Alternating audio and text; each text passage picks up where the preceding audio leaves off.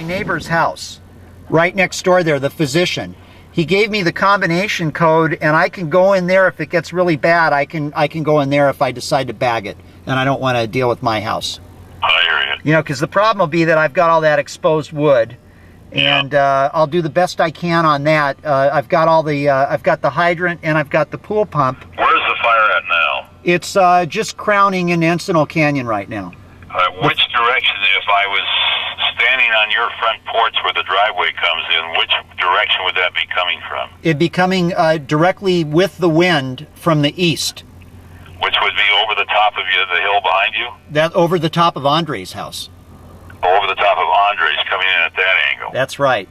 Okay. So I probably got about 30 minutes here at the most. So I'm gonna just I got everything's lined up. What can I say? You know, it's all lined up. Okay. One suggestion. Yes. Would be because it wouldn't take that much water. Maybe you ought to wet that side of the house down now. A good idea. Good idea. Because when it starts, you can't get the whole place all wet right away. So I would think I would take the chance of using the wet water. You can keep the water running anyway. You've got water pressure, right? Yes. That, you know, Jerry, that's a good idea, because probably right about now, you know, like 30 minutes ahead of time, and let it soak. Let it soak in there. Soak down everything you can and keep the water running in the pool. And I'll just do that exposure, that eastern exposure, you know, in the direction that the fire's coming from. Yeah, we'll start with that, but remember those embers can still float around. And if they come in, and your house isn't closed up, so if they came in that direction, they could still float in. Of course. Yeah, that's so my... That's water the whole damn thing down. Yeah, that's my focus, too, is dealing with the embers that come in.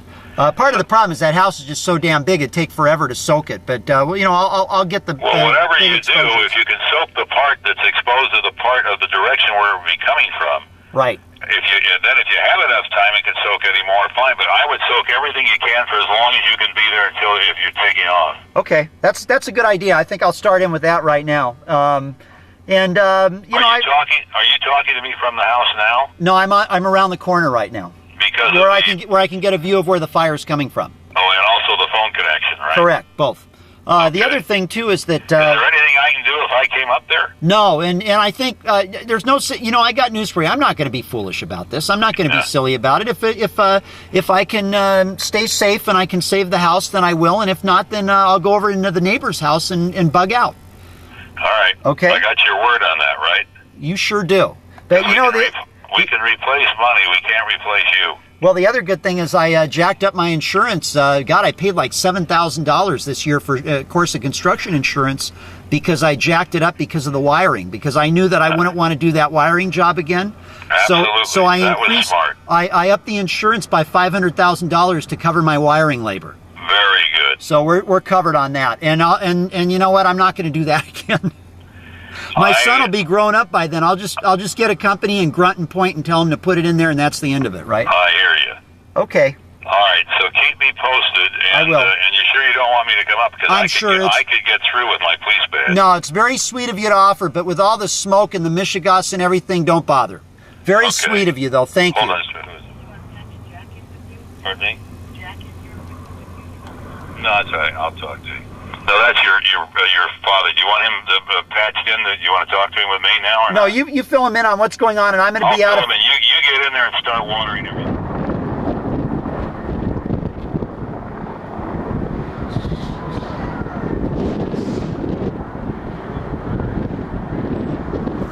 Hey, John. Is how you spend all your vacations? With the shades on his head. Hey, you ought to take off those pants and, you know, just stand there in your surfer shorts.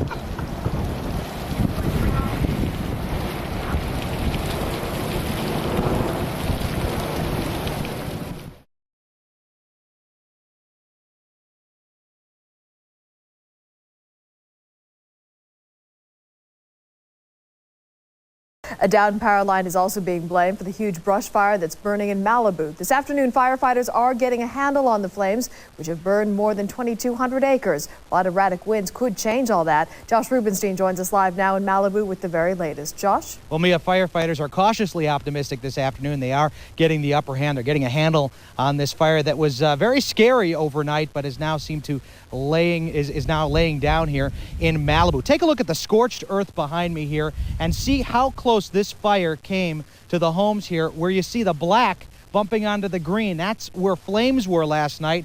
And as I said, the fire laying down. It is gorgeous up here in Malibu, but there certainly is a price to pay for this valuable real estate. A brush fire races through Malibu, skirting past homes in Encinal Canyon. Unbelievable.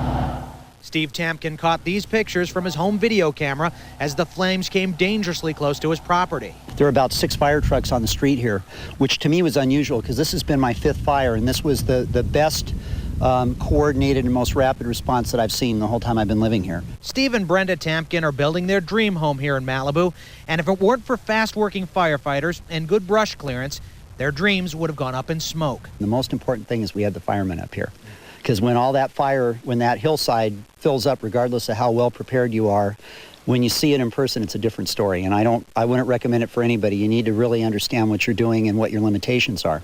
With Santa Ana winds relaxing today, fire crews are getting the upper hand on this blaze that broke out early yesterday morning from a downed power line. More than 1,000 firefighters still watch over the homes this afternoon that sit on some of California's most valuable real estate. Well, we're still experiencing some pretty good winds out here and gusts up to 45 miles an hour.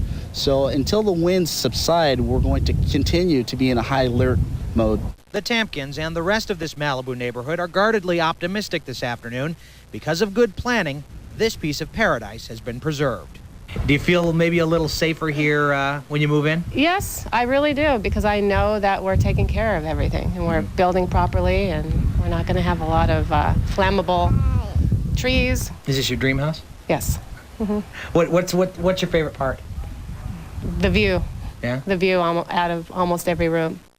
A lot of dream houses up here in Malibu. You can see fire crews right now camped out in these little neighborhoods here. They're watching for any hot spots that might flare up. In fact, just below us, off to my south here, we have a crew that is wrapping up some hose, keeping an eye on the houses below, houses that did have a little scorching that the flames came right next to late last night. Waiting for Mother Nature to give us a break and get these winds down a little bit. The breeze has died down a little bit, and temperatures are cooling off as well. For now, we're live in Malibu. Josh Rubenstein, KCAL 9 News. Back to you. Okay, Josh, thanks for